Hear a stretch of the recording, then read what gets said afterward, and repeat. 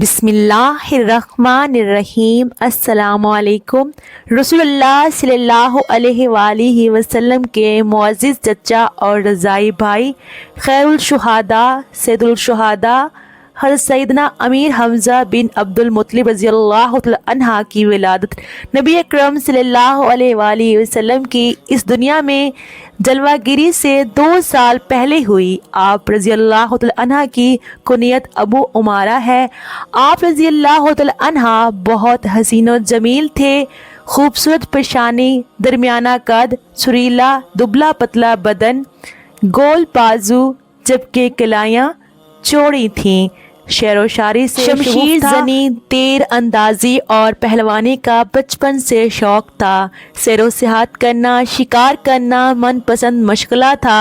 ایک مرتبہ شکار سے لوٹ کر گھر پہنچے تو اطلاع ملی کہ ابو جہل نے آپ کے بھتیجے محمد صلی اللہ علیہ وآلہ وسلم کے ساتھ ناروا اور گستاخانہ سلوک کیا ہے۔ یہ سنتے ہی جوش غضب میں آپے سے باہر ہو گئے، پھر کمان ہاتھ میں پکڑے حرم کعبہ میں جا پہنچے اور ابو جہل کے سر پر اس زور سے ضرب لگائی کہ اس کا سر پھٹ گیا اور خون نکلنے لگا۔ پھر فرمایا، میرا دین وہی ہے جو میرے بھتیجے کا ہے۔ میں گواہی دیتا ہوں کہ وہ اللہ کے رسول ہیں۔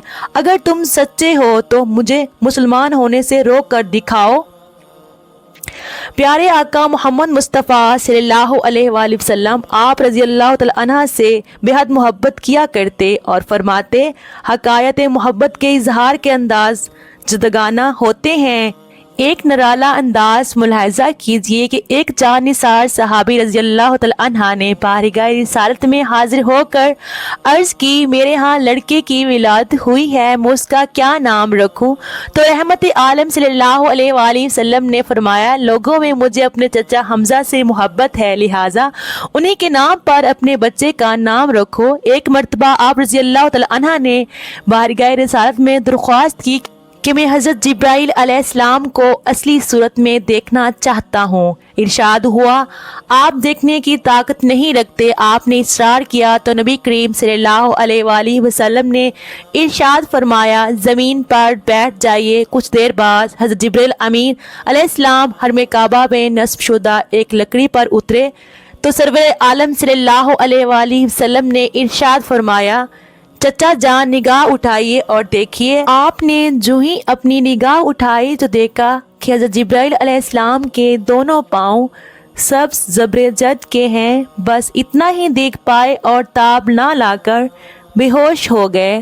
رمضان المبارک 1 ہجری میں 30 سواروں کی قیادت کرتے ہوئے اسلامی لشکر کا سب سے پہلا علم آپ رضی اللہ تعالیٰ عنہ نے سنبھالا۔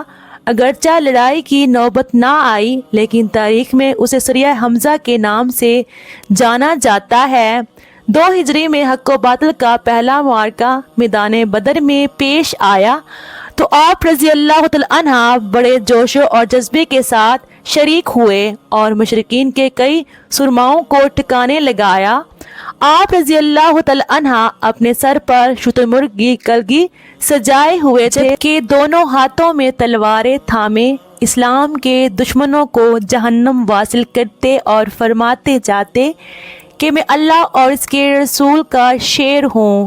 15 شوال مکرم 3 ہجری غزوہ احد میں آپ رضی اللہ تعالیٰ عنہ نہایت بے جگری سے لڑے اور 31 کفار کو جہنم واصل کر کے شہادت کا تاج اپنے سر پر سجا کر اس دنیا سے رخصت ہو گئے۔ شوال کی 15 تاریخ ہفتے کا دن تھا۔ حضرت حمزہ میدان جنگ میں اپنی شجاعت و بہادری کے جوہر دکھا رہے تھے۔ ایک کافر کو قتل کرنے کے بعد جب آگ کے پیٹ سے ذرا سرک گئی، وحشی نے نشانہ باندھ کر ایک چھوٹا نیزہ آپ کے پیٹ میں دے مارا جو کہ آر پار ہو گیا اور آپ شہید ہو گئے۔ جنگ بدر میں سیدنا حمزہ نے جبیر بن مطعم کے چچا کو ہلاک کیا تھا۔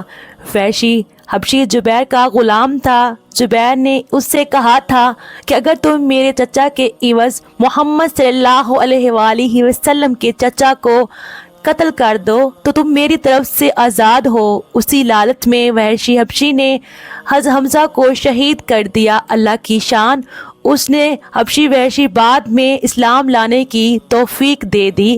حضرت حمزہ کو شہید کرنے کے بعد کافروں نے آپ کا پیٹ چاک کیا اور کلیجہ نکال لیا گیا۔ ہندو سوجا ابو سفیان نے کلیجے کو چبایا، نگلنے کی کوشش کی لیکن نگل نہ سکی، پھر اسے تھوک دیا۔ کافر عورتوں نے حضرت حمزہ کے اور دیگر شہداء کے کان ناک کاٹ کر انہیں لڑی میں پرو کر ان کے کڑے بازو بند اور بازیب بنائیں اور انہیں پہن کر مکہ میں داخل ہوئیں۔